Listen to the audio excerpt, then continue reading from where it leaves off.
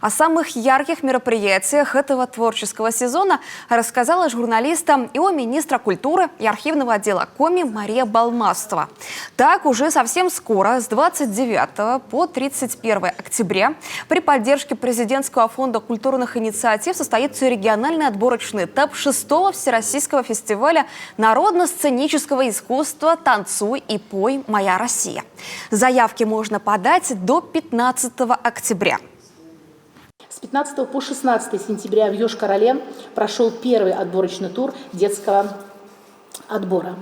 Масштабный проект, на мой взгляд, пройдет сегодня не только в Республике Коми, но и в 5 городах страны. Это Воронеже, в Казани и Грозном. Йошкар-Ола была первая, где стартовал данный проект.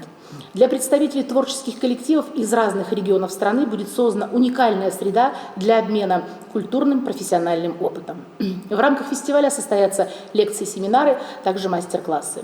По итогам отборочных мероприятий 8 декабря на сцене Государственного Кремлевского дворца состоится большой гала-концерт, куда войдут 2 детских коллектива от Республики Коми и 1 взрослый. С 9 по 20 октября в Коми пройдут малые дельфийские игры.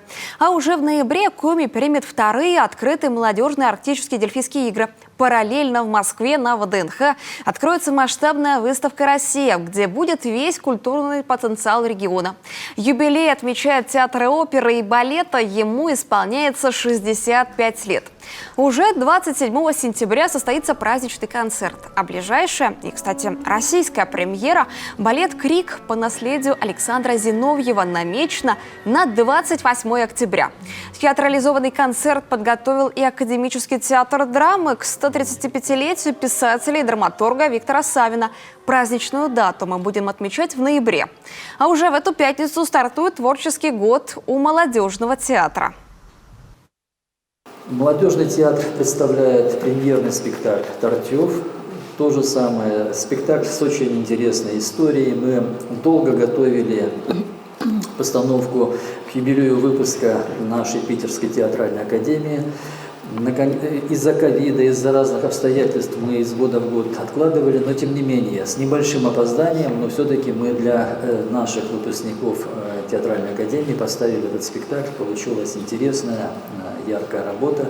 И это уже 10-й спектакль в репертуаре молодежного театра.